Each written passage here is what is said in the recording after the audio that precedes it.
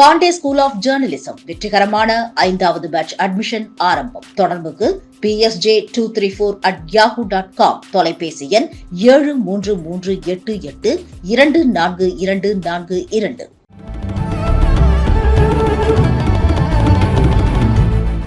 இன்னைக்கு இளைஞர்கள் நீங்கள் இருக்கிறதா இருந்தாலும் சரி, சப்போஸ் வீடியோ அதில் ரெக்கார்ட் செய்து அதுக்கப்புறம் லாங் ப்ளே பண்ண போகிறதாலும் சரி, நம்ம we don't listen properly, we don't communicate properly. இன்றைக்கி உலகத்தில் பிரச்சனைக்கு எல்லாமே காரணம் தான். ஏன் நம்ம ஒழுங்காக லிசன் பண்ணணும்னா, நம்ம யாரோ ஒருத்தர் டீச் பண்ண போகிறாங்க, யாரோ ஒரு விஷயத்த சொல்கிறாங்க அப்படின்னா அது எப்படி நம்ம லிசன் பண்ணுறது, அது ஒரு ஆர்ட் கண்டிப்பாக. So open your antenna, open your mind and listen properly. அதுதான் ரொம்ப ரொம்ப முக்கியம். நம்மகிட்ட நிறைய பேர் இல்லாத ஒரு விஷயம் அதுதான். நம்மளுடைய அட்டென்ஷன் பேன் அப்படின்னு பார்த்தீங்கன்னா நார்மலாக 1 நிமிஷம் அல்லது 2 நிமிஷம் தான். அதுக்கப்புறமே நம்ம திங்கிங், நம்மளுடைய அப்சர்வேஷன் எல்லாமே டவுன் ஆகிக்கிட்டே இருக்கும். மெமரி அதே மாதிரி தான். படிப்பை நீங்கள் எவ்வளோ பெரிய அப்பாட்டக்கராக இருந்தாலும் சரி, படிக்க ஆரம்பிச்சிட்டிங்கன்னா your memory will go shoot in 2 minutes or 3 minutes, it will go for 40 minutes, then it will start going down. அதனால தான் பள்ளிக்கூடத்தில் 45 நிமிஷமும், கல்லூரியில் 1 மணி நேரம் கிளாஸ் இருக்குது, அதுக்கப்புறம் பிரேக் வைக்கிறாங்க. வேறு எந்த ரீசனுமே கிடையாது.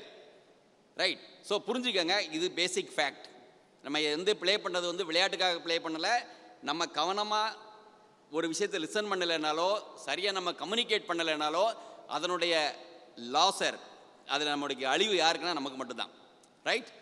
Okay.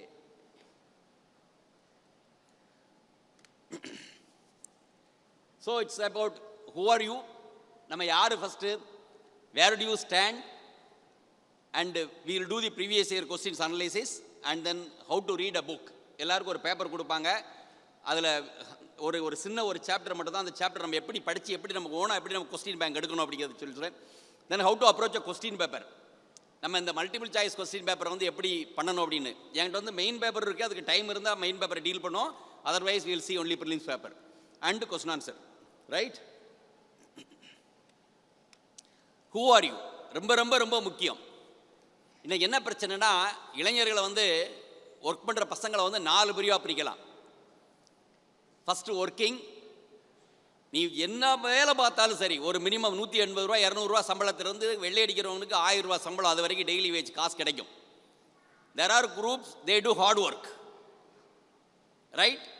There or group extra hard work or smart work, and there are groups they think different. இந்த லேடரில் பார்த்தீங்கன்னா இந்த ஒர்க் பண்ணுற குரூப் அதிகமாக இருப்பாங்க. அப்புறம் ஹார்ட் ஒர்க்கிங், அப்புறம் extra hard working or smart working, and top the person who thinks different. Now you have to decide what type of person you are, whether you are a worker or you are a hard worker or extra hard worker or think different or smart working or think different. இந்த 4 கிளாஸில் ஒரு கிளாஸில் எல்லாரையுமே fix பண்ணிடலாம். Now you have to decide. Now this is the time in life. It's a life changing game. Right? So that's very very important. Now you stand where you are. அடுத்த slide ரொம்ப ரொம்ப முக்கியமானது. இப்போ இங்கே ஒரு முக்கியமான ஒரு விஷயம் சொல்ல ஆசைப்படுறேன்.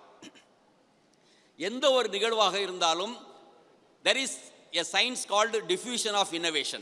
புதுமைகள். நீங்கள் ஒரு 1000 பேர்கிட்ட போய் நீங்கள் ஒரு புதுமையை சொன்னீங்கன்னு வச்சுங்களேன், அவங்க கண்ணை மூடிக்கிட்டு 25 பேர், அதாவது 2.5% கண்ணை மூடிக்கிட்டு அப்படியே பிலீவ் பண்ணுவாங்க, அதை அப்படியே இம்ப்ளிமெண்ட் பண்ணணும். அடுத்த ஒரு ஸ்டேஜ் இருக்குது, அவங்களுக்கு பேர் ஏர்லி அடாப்டர்ஸ். அவங்க 13.5%. அதாவது 13.5% and 2.5, that is 16. எந்த ஒரு நிகழ்வாக இருந்தாலும் அந்த நிகழ்வை சக்ஸஸ் பண்ணி காட்டணும்னு நினைக்கிறவங்க 16%. நான் சொன்ன மாதிரி கண்ணை மூடிக்கிட்டு பிலீவ் பண்ணுறவங்க 2.5%. பரவாயில்ல, நான் அடுத்த ஸ்டேஜில் நான் ஃபாலோ பண்ணணும்னு நினைக்கிறவங்க 13.5%. ரைட்? இந்த 2 பேர் தான் வாழ்க்கையில் சாதிப்பாங்க. அதுலேயும் அந்த top 2.5% they are the great people. So கண்டிப்பாக நீங்கள் பாருங்கள், நீங்கள் எங்கே இருக்கீங்க, வெதர் யூ ஆர் இது கிளாஸ் அப்படியே போகுது 100%. 2.5% இஸ் கால்டு இன்னோவேட்டர், அவங்க புதுமையாளர்கள். And 13.5% they are called early adopters. Then 34% they are called early majority, and 34% they are called late majority, and 16%, கடைசி 16% லக்கார்ட், அவனை எதுவுமே செய்ய முடியாது. ரைட்? ஓகே, நம்ம ரொம்ப டீட்டெயிலாக போகலை. Now here, where do you stand? இந்த சூட்ஸ்ம நிறைய பேர் தெரியாது. There are 4 type of students we saw and 4 type of person to achieve something. The first one is unknowingly unskilled. What do you mean by unknowingly unskilled? தான் ஒரு முட்டாள், நமக்கு விவரம் இல்லை அப்படின்னு தெரியாத ஒரு காலம். எல்லாம் அப்படித்தான். ஒரு சமுதாயத்தில் நீங்கள் ஒரு சாதனை பண்ண போகணும்னு நினைக்கிறீங்க, ஏதாவது அச்சீவ் பண்ண போகணும்னு நினைக்கிறீங்க, அப்போ you are nowhere, you don't know anything, right?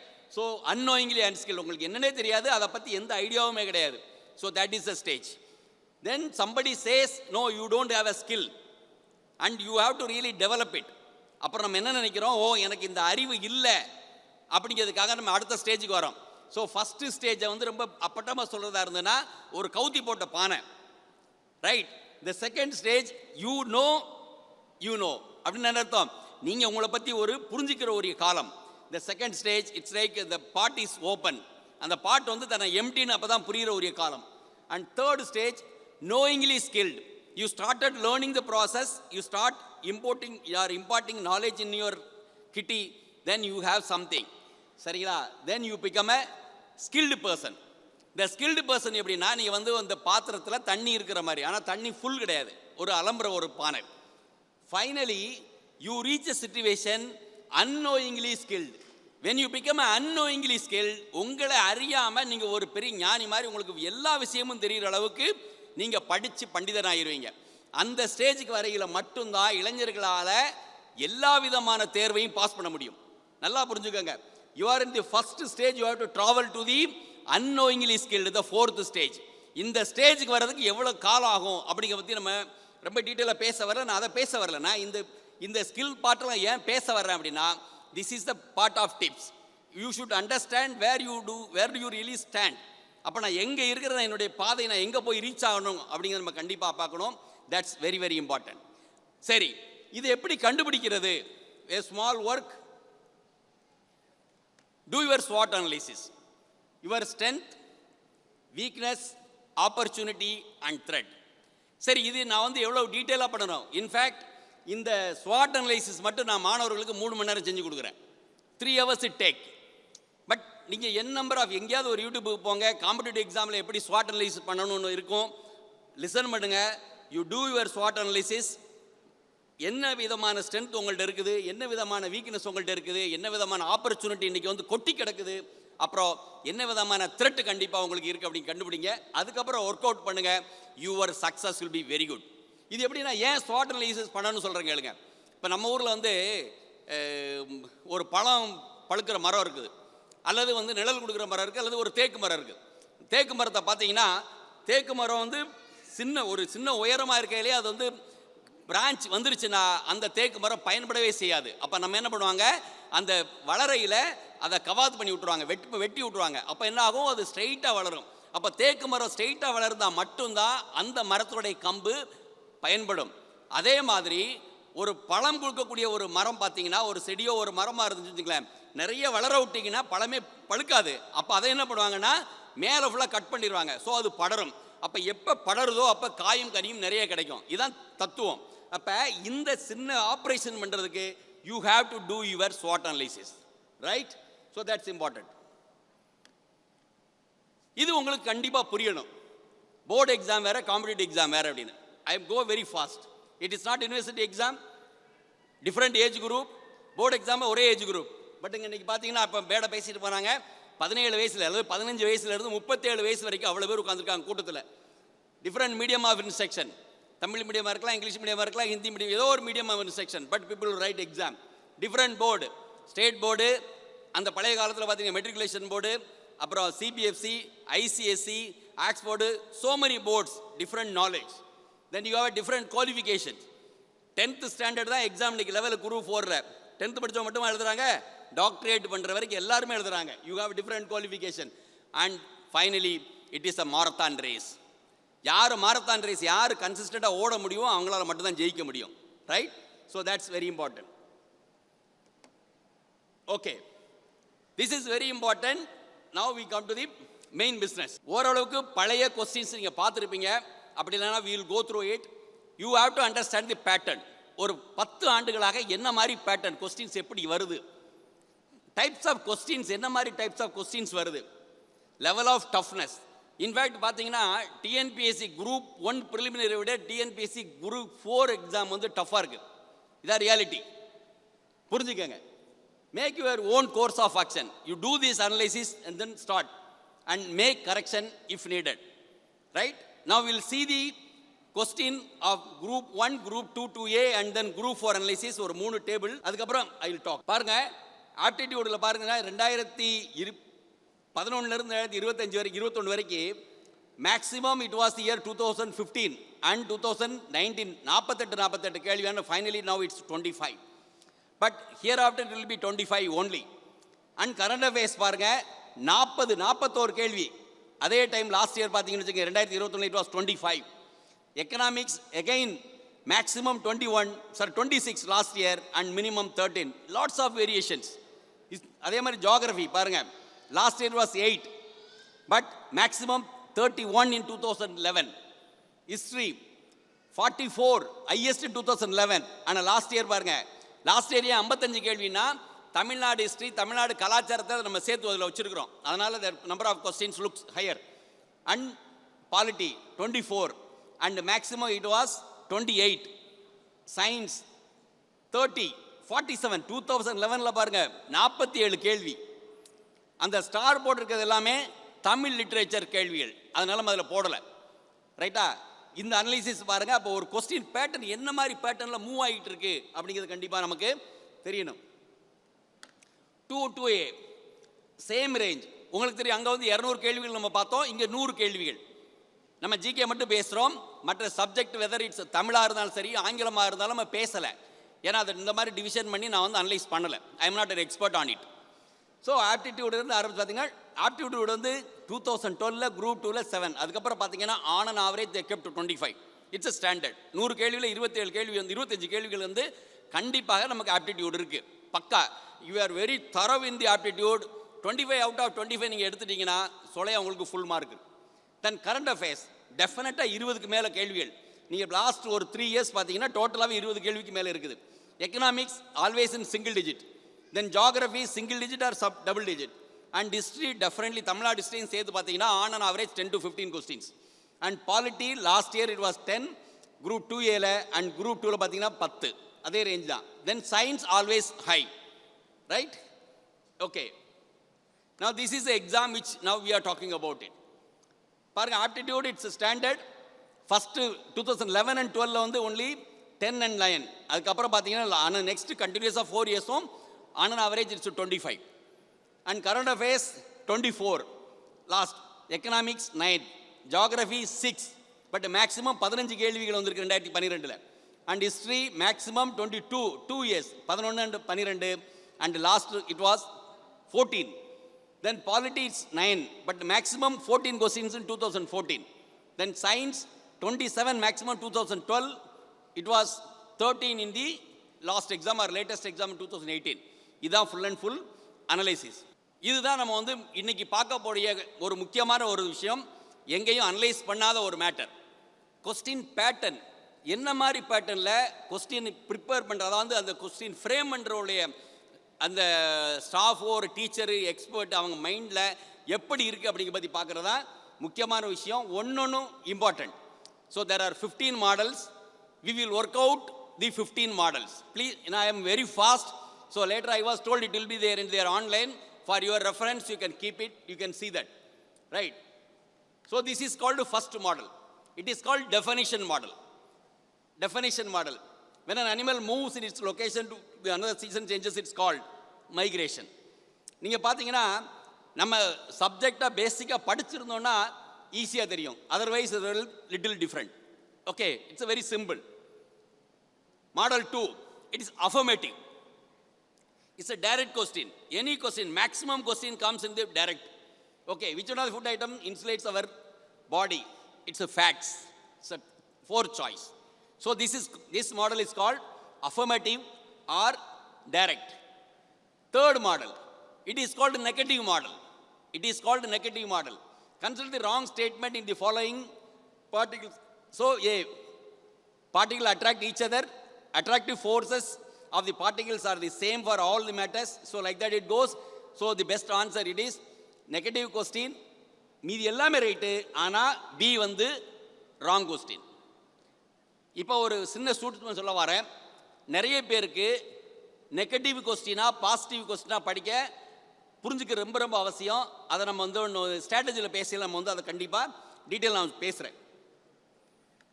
It's a correct பேர். இந்த 4 சாய்ஸ் கொடுத்து இதில் கரெக்ட் பேர் எது அப்படின்னு கேட்குறது. It's very very common, right? Here it's vitamin A, night blindness. Then it's wrong match. Earlier it is right match, other is a wrong match. நல்லா பாருங்க, கொஸ்டின் நம்ம வந்து it will be looking alike, but question நம்ம வந்து கண்டிப்பாக understand பண்ணணும். So அங்கே wrong என்னது அப்படின்னா, extraction of useful item in from a mixture, ghee from milk. சான்ஸா? ஆல்ரெடி மில்கே நல்ல விஷயம் தான் இல்லையா? So like that. Next model, statement A and B. 2 statement கொடுத்து அந்த ஸ்டேட்மெண்ட் எப்படி ஏ ரைட்டா பி ரைட்டா, ஏயும் பியும் ரைட்டா இல்லை ரெண்டுமே தப்பா, இட்ஸ் இட். ரொம்ப சிம்பிள். இதில் ட்விஸ்ட்டு. நிறைய பேர் நம்ம என்ன நினைப்போம், 40 கிலோமீட்டரு 40 மினிட்ஸ். அப்போ என்ன அர்த்தம்? C travels 1 kilometre per minute, not 1 kilometre per அவர். நம்ம என்ன பண்ணுறோம், நம்ம கண் என்னாகும், தப்பாக போய் படிச்சிடும். ஸோ 1 கிலோமீட்டர் பெர் அவர் பார்த்துருவோம், தப்பாயிரும். It's a twist. இன்னைக்கு வருங்காலங்களில் இந்த கேள்விகள் நிறைய வரப்போகுது. அந்த இன்னொரு அனலைசிஸ் இருக்கு. இந்த கேள்விக்கு நமக்கு என்ன பிரச்சனைனா, you need lots of memory, recalling capacity. Okay, so that's very very important. It's a wrong statement. Again it's a wrong statement. Earlier right statement and wrong statement. மறுபடியும் சொல்கிறேன், கொஸ்டினை ஒழுங்காக படிங்க. Right statement, wrong statement, wrong, not, இந்த negative எல்லாம் ஃபுல்லாக புரிஞ்சுக்கங்க. That's very important. Okay, now we are not going to detail. Then this is very common, assertion reasoning. This is very common, most questions. சரியா? Assertion reasoning வந்து நிறைய பேருக்கு தப்பா, ஐயோ இதை புரிஞ்சுக்க முடியலையே அப்படின்னு நினைக்கிறது வந்து அசர்ஷன் ரீசன் தான். பட் ரொம்ப ஒரு சின்ன ட்விஸ்ட், ரொம்ப ஒரு ஷார்ட்கட் சொல்லித்தரேன். எந்த ஒரு சென்டென்ஸும் when you have a because junction conjunction or அதே மாதிரி hence அப்படின்னு இது ஸ்டார்ட் ஆச்சுன்னா, அந்த 2 சென்டென்ஸோ அல்லது சிங்கிள் சென்டென்ஸோ all will fall into the category of assertion reason. That's very simple. Okay, இதுதான் ஷார்ட்கட். Then match following. இது வெரி காமன், நம்ம கண்டிப்பாக பார்த்துருப்போம். இது வந்து எல்லா டெஸ்ட்லையும் வரக்கூடியது. Match following, choosing correct pairs. நம்ம ஏர்லியராக பார்த்தது single pair, now it's pairs. Okay, அடுத்தது wrong pair, wrong match. So this is 12th model. Then chronological order. இது ரொம்ப ரொம்ப காமன். ஹிஸ்ட்ரியில் இருக்கு, எல்லா சப்ஜெக்ட்லையும் குரோனாலஜிக்கல் ஆர்டர் இருக்கு. இப்போ நம்ம பார்த்துக்கிட்டு இருக்கிறது சயின்ஸ் பார்த்துட்டு இருக்கோம், but it is there in all the subject. ஹிஸ்ட்ரியில் very common, right? Odd man out, it's also common, odd man out. So this is another model. This is a concept application. இது இந்த மாதிரி application வந்து civil சர்வீஸில் ரொம்ப காமனாக இருக்கும், but இங்கேயும் கேள்விகள் இருக்குது. சரியா? இது ரொம்ப சிம்பிள். இப்போ 24 கேரட் வந்து 600, அப்போ 20 கேரட் வந்து 500. Okay, so you should know something about it. Okay, now இப்போ ப்ராக்டிக்கல் உங்களுக்கு ஒரு ஷீட் கொடுத்துருப்பாங்க, அதை பற்றி நம்ம பார்க்க போகிறோம். How to read or study a book. நமக்கு நிறைய பேருக்கு ஒரு ப்ராப்ளமே வந்து ஒரு புக்கை எப்படி படிக்கணும்னு தெரியாது. அதுதான் அப்ரோச்சில் ஒரு problem. Now will see, first try to make as many questions as possible while reading. ரைட்டா? Then understand the concept well, memorize the points and link one subject with the other subject and recall the concept once it's finished and revise your studies before sleep. இப்போ நிறைய பேருக்கு பிரச்சனையே இதுதான். அதான் வந்து ஏன் memory ரொம்ப முக்கியம், நம்ம மெமரியில் எங்கே நம்ம மிஸ் பண்ணுறோம் அப்படின்னா, ஐ வில் டெல் யூ. இப்போ there is a technique to memorize things.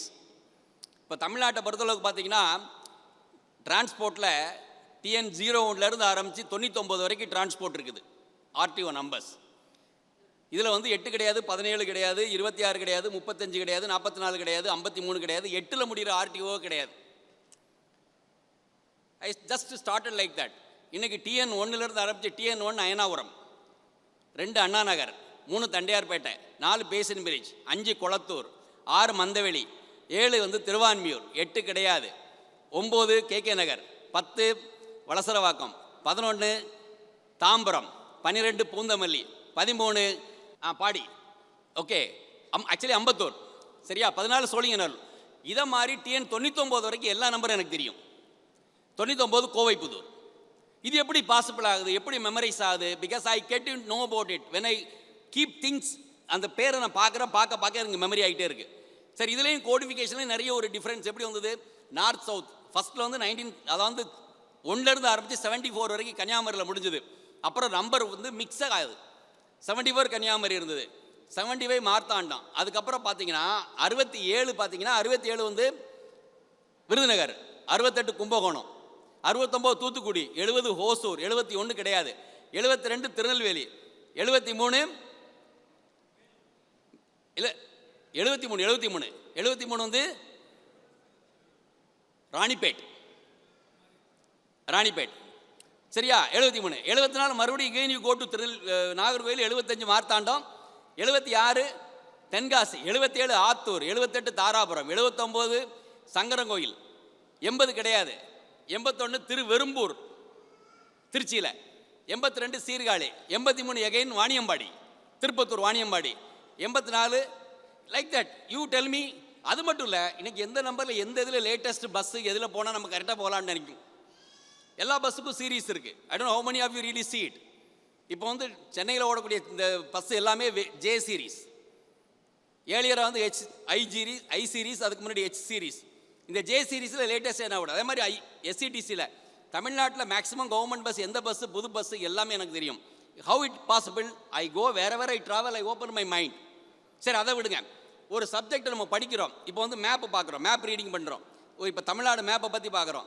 East கோஸ்ட்டில் எத்தனை டிஸ்ட்ரிக்ட் இருக்குது, வெஸ்ட்டில் எத்தனை இருக்குது அப்படின்னு பார்த்தா, ஏர்லியர் பிஃபோர் பைஃபர்கேஷன் 13 ஈச் இருந்தது. இப்போ அப்படி இல்லை. இப்போ ஈஸ்ட் கோஸ்ட்டில் வந்து 14 இருக்குது, எக்ஸ்ட்ரா 1 ஆட் ஆகிருக்கு. அப்போ நான் வந்து சப்போஸ் என்கிட்ட ஒரு கேள்வி வருது, ஆர்டரை நம்ம பார்க்கணும். அப்போ எனக்கு இந்த மேப்பு கண்ணில் வரணும். கண்ணில் எப்படி வரும்? Unless otherwise see it, I remember those things in my mind. இல்லையா? அப்போ நான் பார்க்கணும் ஃபஸ்ட்டு. திருவள்ளூர் முதல்ல இருக்குது, ஃபஸ்ட்டு திருவள்ளூர், அப்புறம் சென்னை, அப்புறம் செங்கல்பட்டு, அப்புறம் விழுப்புரம், அப்புறம் கடலூர், அப்புறம் மயிலாடுதுறை, தென் நாகப்பட்டினம், திருவாரூர், தஞ்சாவூர், புதுக்கோட்டை, ரைட், ராமநாதபுரம், தூத்துக்குடி, திருநெல்வேலி, கன்னியாகுமரி. அது எப்படி 14 எனக்கு ஞாபகம் வருது? அதே மாதிரி வெஸ்ட் சைடு 15 டிஸ்ட்ரிக்ட் எனக்கு அப்படியே ஆர்டரை சொல்ல முடியும். அது எப்படி ஞாபகம் வருது? Because it's all you have to have a memorising techniques. அங்கே தான் நம்ம வந்து வி டூ மிஸ்டேக்ஸ். அதே மாதிரி வெஸ்ட்டில் பார்க்குறோம். வெஸ்ட்டில் வந்து 9 டிஸ்ட்ரிக்ட்டுக்கு கேரளாவோட பார்டர் இருக்குது. 2 டிஸ்ட்ரிக்ட் வந்து they have a border with 2 states. ஒன்று that is Nilgiris with Karnataka and Kerala. இன்னொன்று வந்து Tirupattur with Andhra Pradesh and Karnataka. So you should have it. அப்போ நம்ம எப்படி படிக்கிறோம்? சரி, அதை விடுங்க. ஒரு ஜாகிரபி படிக்கிறோம். இப்போ திருநெல்வேலியிலேருந்து ஒரு பஸ் வந்து நமக்கு வந்து இப்போ TN45 ஏர்லியராக வந்து it was 45, now it is 38 இல்லையா? இப்போ இதிலே ஒரு சூட்சுமா இருக்குது. பழைய நம்பர் ஃபுல்லாக வந்து வேறு மாதிரி இருந்தது. இப்போ நம்பரிங் சிஸ்டம் அப்படி நார்த் சவுத் போகிறதா இருந்தால் ஈவன் நம்பர், வெஸ்ட் ஈஸ்ட் போகிறதா இருந்தால் ஆட் நம்பர். இது எவ்வளோ பேர் இதெல்லாம் ஃபாலோ பண்ணிக்கன்னு தெரியாது, right? Earlier it was number 7 was longest NH, but number 7 கிடையாது. The same number is called 44 now. Okay, but இது எல்லாம் இப்போ because your antenna should be open, you should remember those things. So அதுக்கு how you are keeping those things in mind when you are reading it, right? Now அந்த பேப்பரை பாருங்க. we will see one by one. பாருங்க, first paper first சென்டென்ஸ்ல இருக்கும் பாருங்க. First சென்டென்ஸ்ல இதுதான் இருக்குது. Okay, so இந்த ஷீட் எல்லாரும் கையில் வச்சிருக்கீங்க இல்லையா? பாருங்க, ஃபர்ஸ்ட் ஆரம்பித்த உடனே சொல்றது the branch of science that deals with ecosystem is called ecology. அவ்வளோதான். நான் டெஃபினிஷன் மாடலில் ஒரு கொஸ்டின் ஃப்ரேம் பண்ணிட்டேன். முடிஞ்சுதா? அடுத்த question again it's a definition model. A person studies ecology is referred as. Next பேராகிராஃப்ல இருக்குது. So I made another question, right? Then I am coming to the next paragraph. The paragraph பாருங்க. The ecosystem consists of 3 basic components. Okay, I can make as many questions. An ecosystem has how many basic components? I made 3 first sentence la. அதே அப்படியே frame பண்றேன். The listed questions. An ecosystem consists of abiotic, biotic, energy. Choose the correct statement. All the above, right? Then I make a similar question like this. Abiotic component include அதிலே இருக்குது, அது next பேராகிராஃபில் இருக்குது, next பேராகிராஃபில். So we can see this. டீகம்போசஸில் கிடையாது, physical factor, chemical factor, inorganic factors, right? So there are 3. Find out the odd man out. நமக்கு இது கிளியராக தெரியும். இதுவும் அதே பேராகிராஃபில் இருக்குது, அதே பேராகிராஃபில் ஏபயோட்டிக் காம்பனன்ட்ஸில் இருக்குது, right? Then coming down, which one of the following is not an abiotic factor?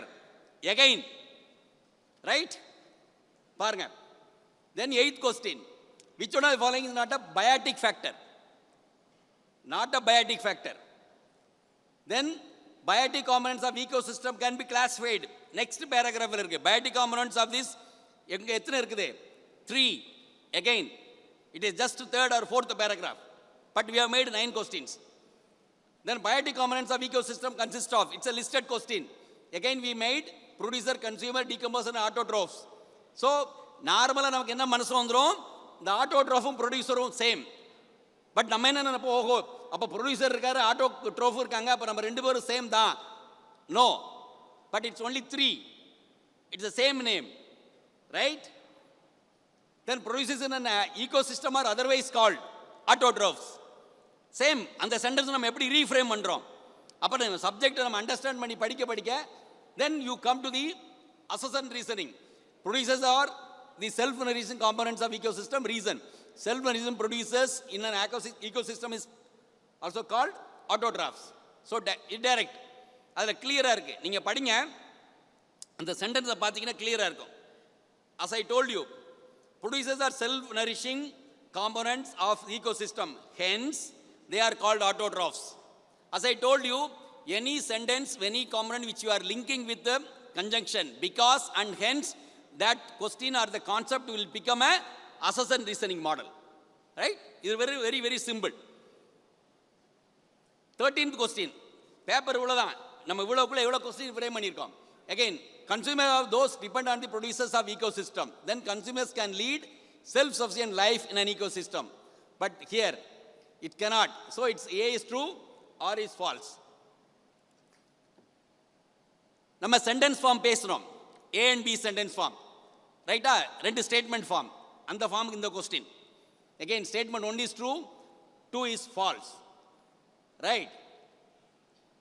Which one of the following is not autotroph? Fungi, plant, algae, bacteria. So fungi is not autotroph. Then consumers are the dependent producer, directly or indirectly are called heterotrophs. That's all. Then again assessment reasoning in the same next paragraph. Consumer base பண்ணி assessment reasoning நம்ம question எடுத்துறோம். Again இங்க பாருங்க, ரெண்டாவது both and are true but R is not a correct explanation to A. அங்க என்ன difference, right? Then the common category of consumers இங்கே இருக்கு, primary, secondary, tertiary, all these. 19th question, find out the odd man out. Zebra, goat, tiger and deer. ரொம்ப simple, எல்லாமே herbivore, tiger is a carnivore. Which one of the following is not a secondary consumer? Lion, snake, tiger, all are primary consumer. இல்லையா? Owl, sorry, secondary consumer. Owl is a tertiary consumer.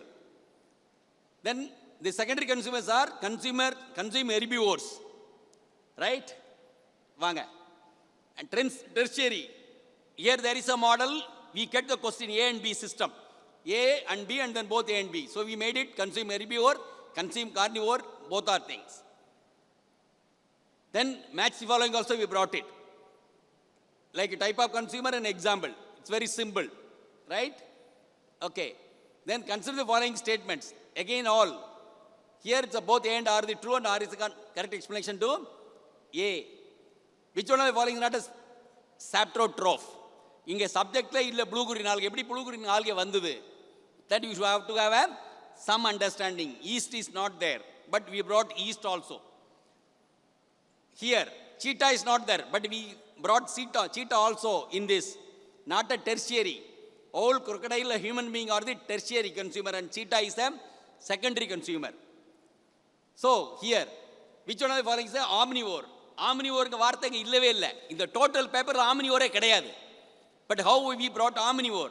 Because we should note the tertiary consumer also called omnivore. where human being has been brought. Right? See this. இந்த பேப்பர்ல இந்த side ஒரு பக்கம், இதுல இவ்வளவுதான் இருக்கு. We made 27 questions. I can make another 10 more questions. It will be repetition. You know how much time it took for me to make the question? It just took only 1 hour. ஆனா எனக்கு type அடிக்க நேரமாச்சு. எனக்கு இந்த பேப்பரை படிக்கிறதுக்கு I took only 5 minutes. But என்னுடைய லெவலுக்கு, பட் உங்க லெவலுக்கும் இந்த மாதிரி பேப்பரை படிக்கிறதுக்கு you should not take more than 10 minutes.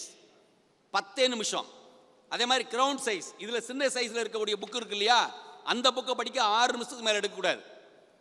Suppose நீங்க 4 ஃபுல்லா படிக்கிறீங்க, ஒரு புக்கை படிக்கிறீங்க, ஆனா 10 பக்கம் தான் படிக்கிறீங்க அப்படின்னா it is equivalent to reading only 1 hour.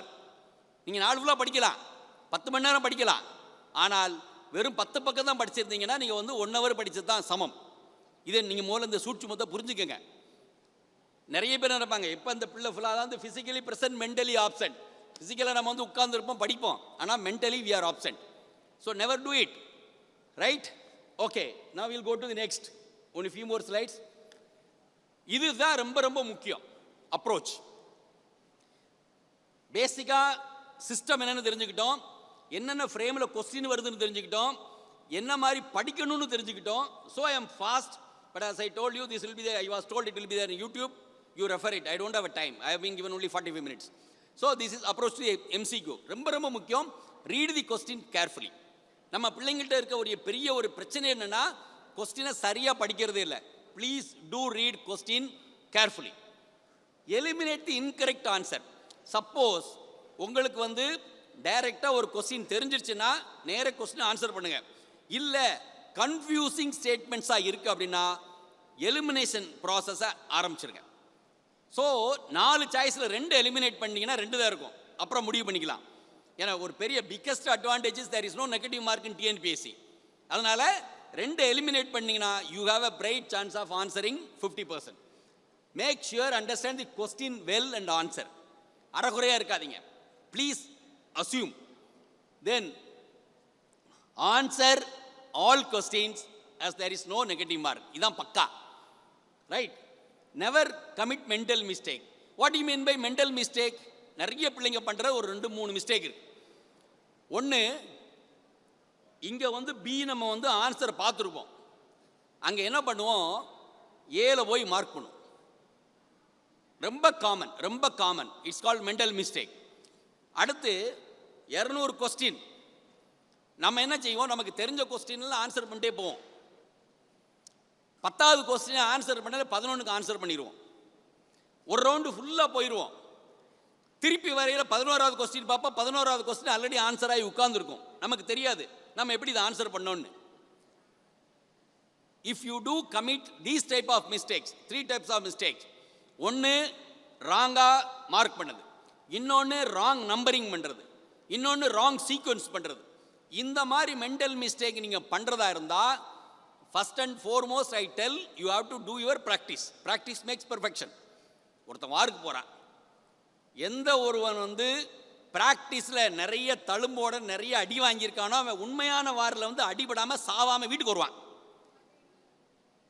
எந்த ப்ராக்டிஸும் பண்ணாமல் டைரெக்டாக போய் வாருக்கு போனால் அவன் வாரே செத்து போயிடுவான். அதே தான், unless otherwise you do practice, you will not be able to win the race.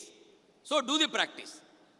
இந்த மாதிரி மிஸ்டேக் நீங்கள் பண்ணுறதா இருந்தால் நீங்கள் என்ன செய்யணும் அப்படின்னா, ப்ராக்டிஸ் பண்ணிக்கிட்டே இருங்க. மிஸ்டேக் மறுபடியும் வருதுன்னா ப்ராக்டிஸ் பண்ணையில் ஒரு 50 கேள்வி, ஒரு 60 கேள்வி முடித்த பிறகு, அல்லது ஒரு டைம் ஃப்ரேம் வச்சுக்கணும். ஒரு அரை மணி நேரத்துக்கு ஒரு டைம் உங்களுக்கு தரவோ தெரிஞ்ச ஒரு கொஸ்டின், இந்த கொஸ்டின் தரவு, அந்த கொஸ்டின் சரியான கேள்வி, சரியான பதில், சரியான சாய்ஸ் மார்க் பண்ணியிருக்கேன்னா ரிவைஸ் பண்ணி பார்த்துக்கணும்.